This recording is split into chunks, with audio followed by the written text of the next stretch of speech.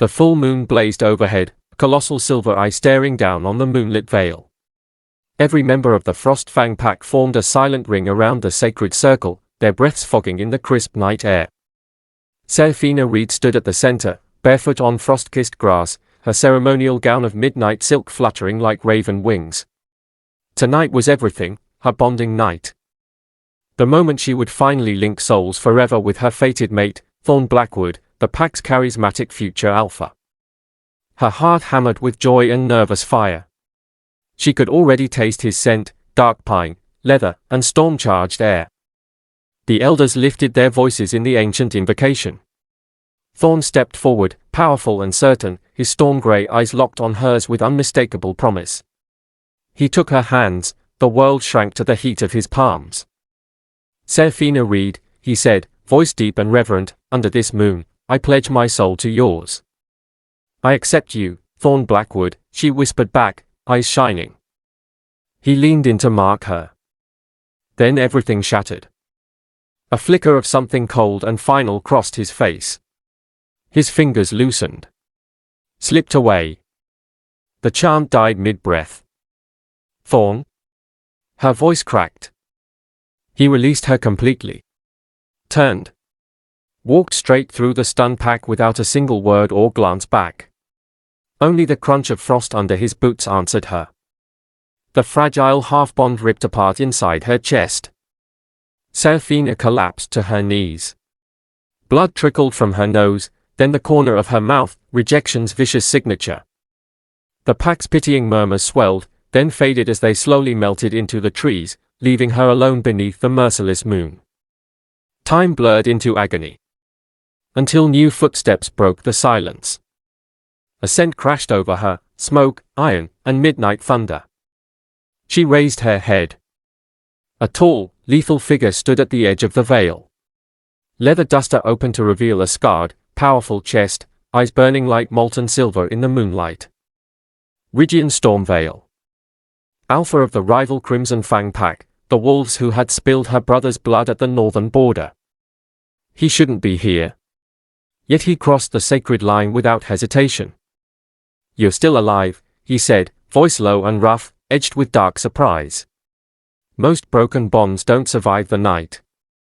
Seraphina wiped crimson from her lips. "Disappointed?"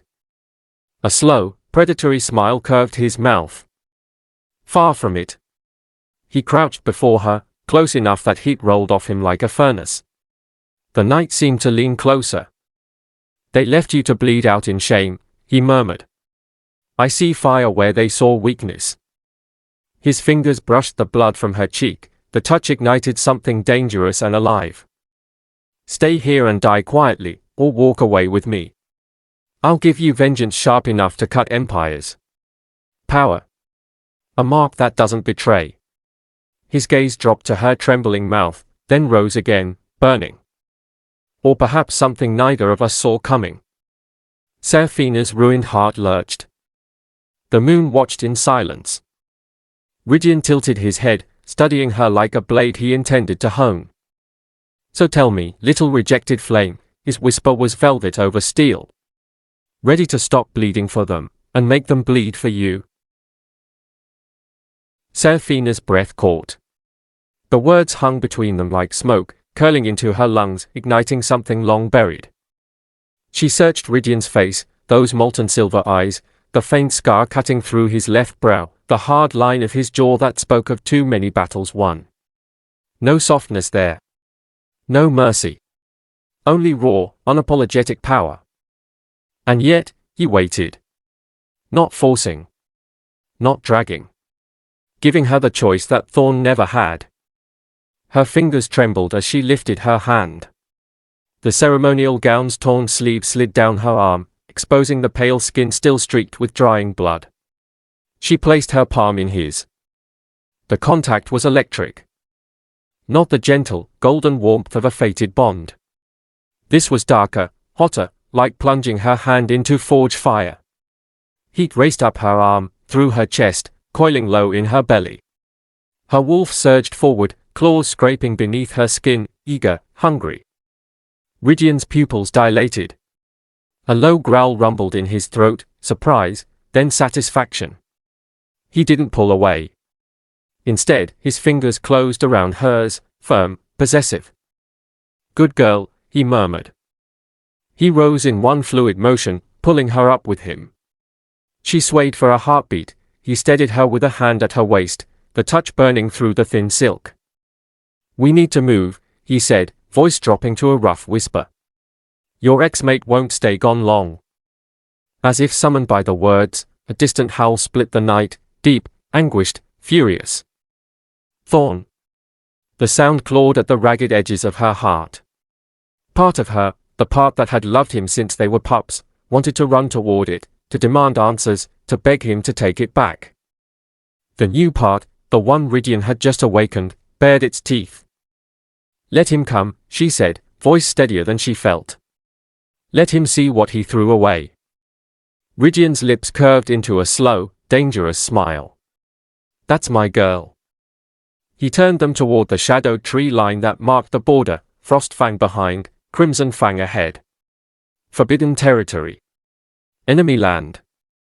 They moved quickly, silently, his arm a steady anchor around her waist as the forest swallowed them. Moonlight fractured through the branches, painting their path in silver shards. Every step pulled her farther from the life she'd known. Every heartbeat echoed with questions she couldn't yet voice.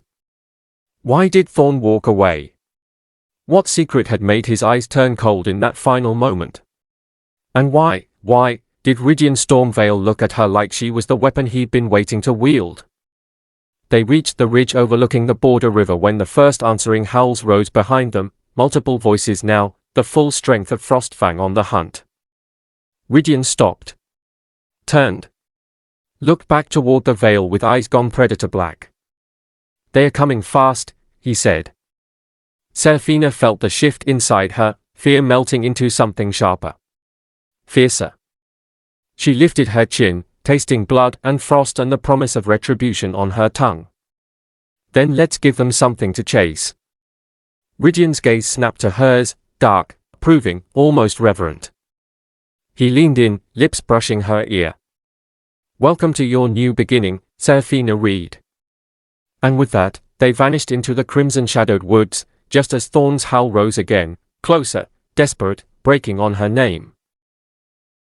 The forest swallowed their footsteps.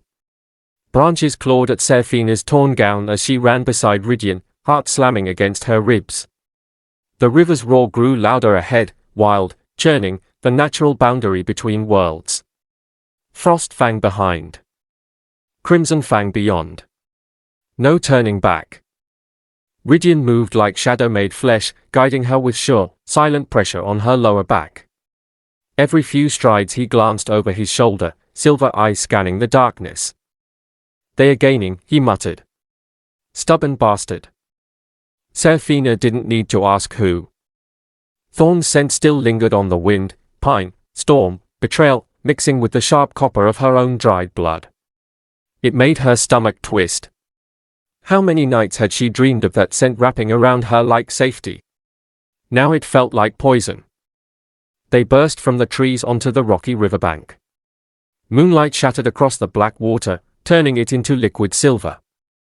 The current was fierce here, swollen from recent rains. No gentle crossing tonight.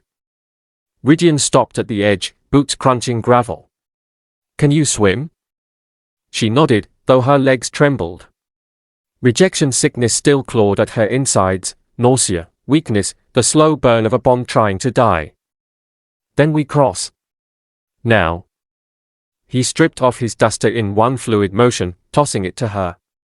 "Hold this above your head. Stay close."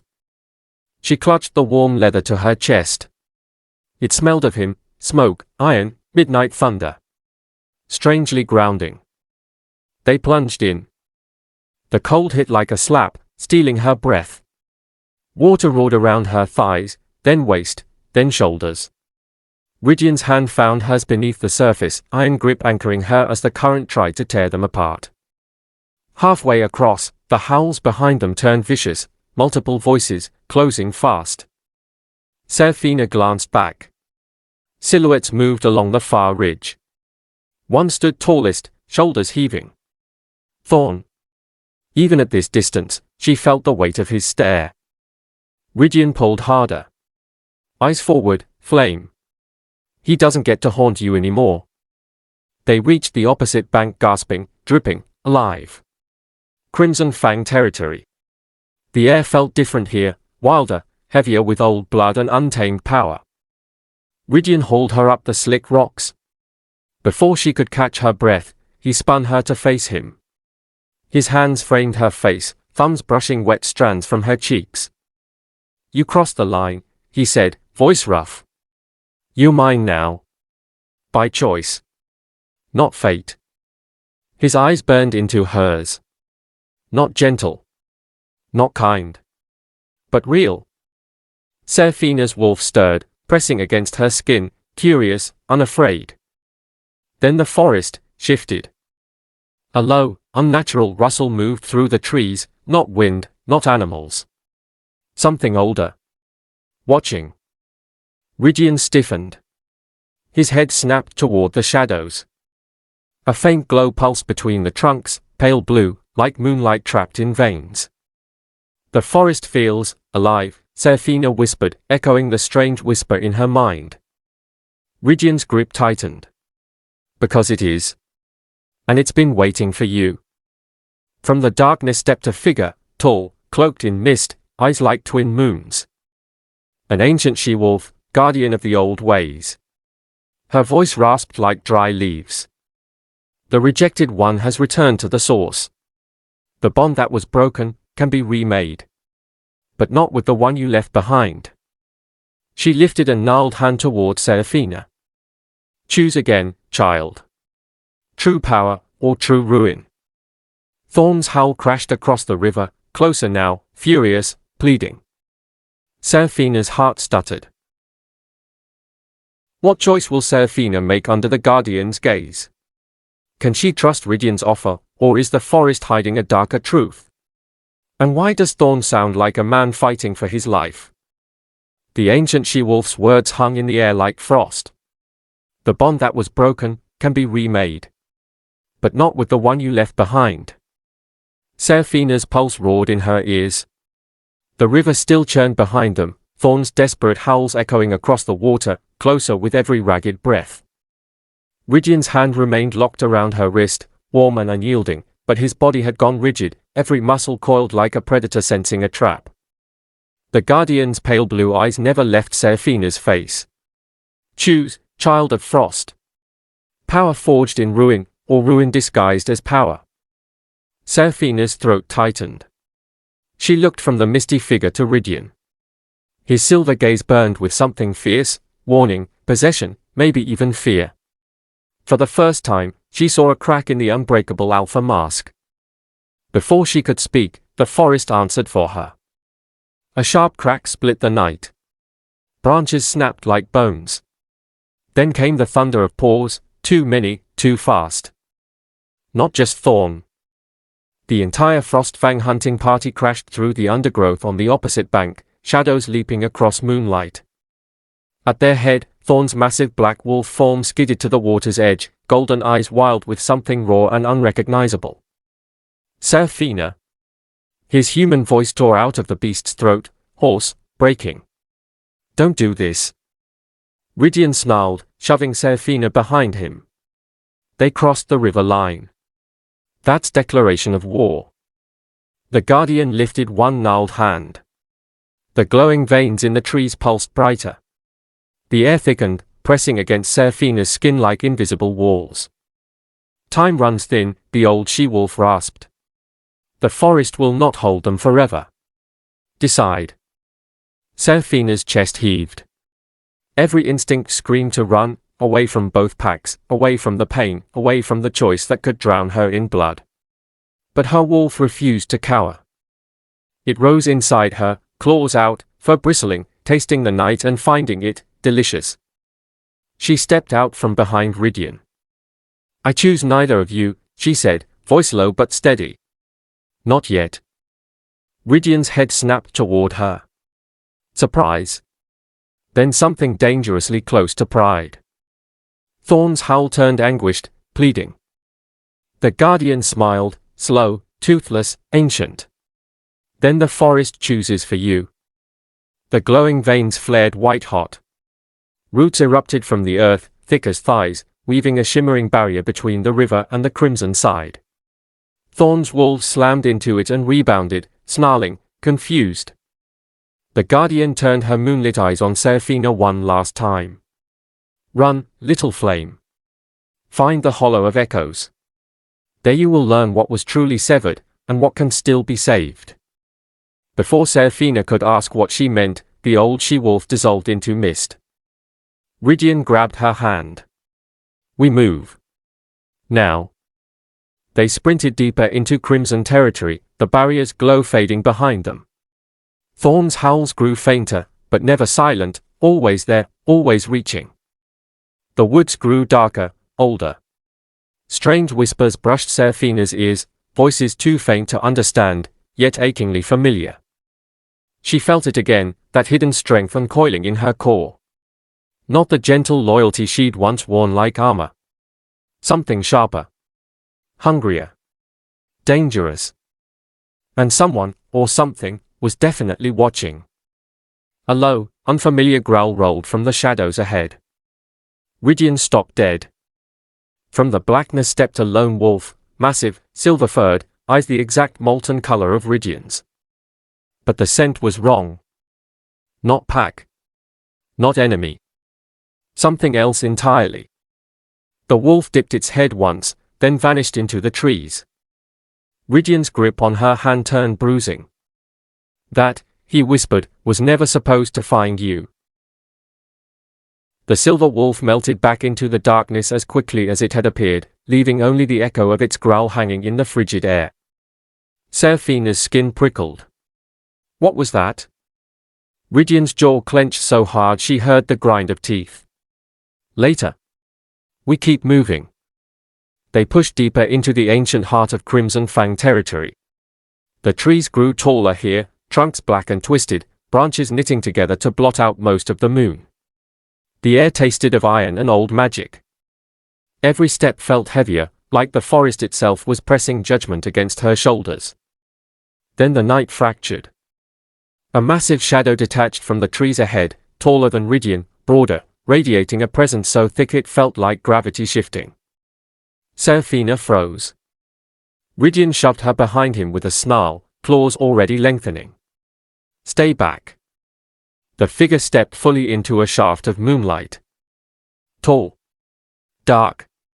Terrifying. Black hair falling past wide shoulders, leather armor scarred from countless battles, eyes the deep crimson of fresh spilled blood. Power rolled off him in waves, raw, ancient, barely leashed. Kale Draven. Not the Kale she once knew. This was the true alpha of Crimson Fang, the one who had earned his title in blood long before Ridian ever rose to challenge for it. The one whose name mothers still used to silence crying pups. He shouldn't have been here. Not this deep. Not alone. His nostrils flared. He scented the air, then his gaze locked on Seraphina. Something in his expression cracked. The murderous tension in his shoulders eased. The crimson bled from his eyes until only molten gold remained, soft. Almost, pained. He inhaled again, slower. He smelled it. The torn bond. The rejection sickness still clinging to her skin like frost. The hollow place where Thorne's mark should have been. Instead of lunging, Kale sank to one knee. The forest seemed to hold its breath. You're not alone anymore, he growled, voice low and gravel rough, yet strangely gentle. He rose again, slowly, deliberately, and crossed the remaining distance in 2 strides. Ridian bared teeth, ready to intercept. Kale ignored him completely. He stopped in front of Seraphina. Close enough that she could see the faint scars crisscrossing his throat, close enough to feel the furnace heat rolling off his body. Then, with a tenderness that should have been impossible for a male built like War Incarnate, he reached down. His arms slid beneath her, behind her knees and back, lifting her as though she weighed nothing. The moment his skin touched hers, lightning detonated. Not pain. Sparks. Heat. A wild, electric current racing from every point of contact straight to her core. Her wolf surged forward, not in fear, but in recognition. A new thread, thin, fragile, dangerous, began to weave itself inside her chest where the old one had been ripped away. Cale's breath hitched. His eyes flared bright gold. He felt it too. Ridion's snarl turned lethal. Put her down. Cale didn't even glance at him. His gaze stayed locked on Seraphina's face. I've waited 3 years, he murmured, so quiet only she could hear.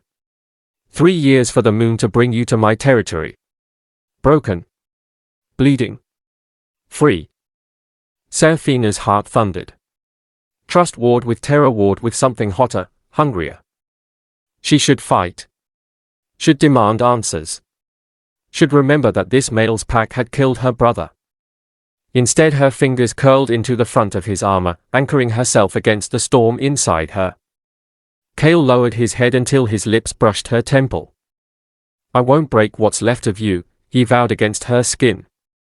I'll burn the world that dared to hurt you first. Behind them, Ridion's claws scraped stone. And somewhere in the distance, faint but unmistakable, Thorne's howl rose again, closer than it had any right to be. Cale's head snapped toward the sound. His arms tightened around Seraphina protectively, a low growl rumbling through his chest straight into hers. Ridion, Cale said without looking back, voice like grinding boulders, take the eastern ridge. Slow them. Do not engage unless they cross the second marker. Ridion's eyes flashed with bare-leashed fury. You're keeping her. It wasn't a question. Cale finally turned his head just enough for Ridion to see the crimson flare in his gaze. She chooses. Not you. Not me. Her. A beat of charged silence. Then Ridion spun on his heel and vanished into the trees, the darkness swallowing his snarl. Cale looked down at Seraphina again. The new thread between them thrummed, hot, insistent, alive. He didn't ask permission, he simply shifted her higher in his arms and began walking deeper into crimson territory. They reached the stronghold before dawn, black stone walls rising like jagged teeth, wounds pulsing faintly red under moonlight. Guards dropped to one knee as Cale passed, eyes wide at the Frostfang female cradled against their alpha like something precious and deadly. Inside the great keep, he carried her up winding stairs to a high chamber. Moonlight flooded through tall arched windows onto dark furs and stone. He set her down gently on the wide bed, then stepped back, giving her room to breathe, though his body stayed taut, ready to close the distance in a heartbeat. You're safe, he said, voice rough soft. No one touches what's mine. Seraphina met his gaze. I'm not anyone's yet. A slow, dangerous smile curved his mouth. Then let's change that. The weeks that followed were fire and steel. Cale protected her with ruthless precision, guards handpicked, borders triple patrolled, every visitor vetted. But he didn't shelter her. He trained her. Every dawn in the mist-choked yard, claws, speed, raw power. When she stumbled, he caught her. When she bled, he knelt and cleaned the wounds with careful hands that could crush bone. When she finally slammed him back with a surge of strength that cracked stone, he laughed, low, proud, feral. You were never weak, he growled, pinning her gently to the wall after, both of them breathing hard. They just never let you burn. The hidden power inside her roared to life. Her wolf grew larger, faster, her aura crackling like summer lightning. Rejection sickness vanished, replaced by something unstoppable. Word raced across borders. Thorne heard. Under a swollen moon one night, the alarms shrieked. Frostfang had breached the outer line. Seraphina stood on the high balcony beside Cale when she saw him, Thorne, alone at the edge of the torchlight, eyes hollow with regret. Seraphina, he called, voice cracking. I was wrong. I was terrified of the prophecy of what you'd become. Come back. I'll fix it. I swear. His scent drifted up, pine, storm, the echo of broken promises. Seraphina felt the old wound twinge, then seal. She stepped forward. Kale moved with her, sliding one possessive arm around her waist, pulling her tight against his side. His hand splayed over her hip, a clear claim. His chest vibrated with a warning rumble that rolled across the night. She lifted her chin, voice clear and unbreakable. I don't need fixing, Thorne. I needed freedom. And I found it. Thorne staggered as if struck. Kale pressed his lips to her temple, soft, possessive, final. Then the forest answered. A bone-deep roar erupted from the deepest shadows, ancient, furious, waking. Not wolf. Something older. Something coming for them all. The roar rolled across the stronghold like thunder trapped underground. Torches flared wildly. Crimson fang wolves poured onto the walls, shifting mid-stride, eyes glowing red in the moonlight. Kale's arm tightened around Seraphina's waist. Stay close, he growled, already scanning the tree line. From the darkness between the black pines stepped the source, a colossal shadow beast, for blacker than night, eyes twin pits of starless void. The ancient guardian of the Hollow of Echoes, guardian no longer, but judge. Its presence pressed against every mind present, heavy with memory and verdict. Seraphina felt it in her bones. This was the force that had watched her rejection, watched her cross the river, watched her rise. Now it had come to witness the final choice. The beast lowered its massive head toward her. A voice, not sound, but thought, flooded her mind. Child of broken threads. The moon demands balance. Choose your mate. Choose your path. Or the old wound reopens forever. Seraphina stepped out of Kale's hold. He let her go, reluctant, but trusting. She walked forward until she stood beneath the beast's shadow. The moon above swelled impossibly bright, bathing her in silver fire. Power surged through her veins, her hidden strength fully unleashed, no longer hidden, no longer leashed. She looked up at the creature. I choose myself, she said clearly. And I choose the one who saw my fire when others saw only ashes. She turned. Kale waited, unmoving, crimson gold eyes locked on hers with fierce, unshakable certainty. Seraphina closed the distance. She placed both hands on his chest, feeling the thunder of his heart beneath scarred leather. I choose you, she whispered. Not because fate demanded it. Because you waited. Because you trained me. Because you never once asked me to be less. Kale's breath shuddered. He cupped her face with both hands, gentle, reverent. Then let the moon witness, he murmured. He tilted her head back. His lips found the curve of her neck where Thorne's mark should have been. No bite yet. Just promise. The thread between them snapped taut, then wove itself deep, unbreakable, real. Heat exploded through her core, golden red and eternal. Her wolf howled in triumph inside her mind. His answered, deep, possessive, complete. The ancient beast let out one long, satisfied rumble. Then it dissolved into mist, vanishing as though it had never been. From the shadows across the river, Thorne watched. He had not crossed the final line. He stood frozen, golden eyes hollow with regret so deep it carved lines into his face. He saw the new bond flare to life, brighter than anything he'd ever offered. Saw Seraphina stand taller, stronger, loved. He took one step back. Then another. Until the darkness swallowed him. Seraphina felt the last thread of the old bond finally sever, not with pain, but with quiet release. She looked up at Kale. He smiled, slow, fierce, tender. You're not broken anymore, he said softly. You're unstoppable. She rose on her toes and kissed him, claiming, deep, under the brightest moon she had ever seen. The crimson fang wolves howled in victory. The night sang. Sometimes the worst betrayal is the door to your greatest love. What would you do if this happened to you? Comment below, Team Original Alpha or Team Rival Alpha.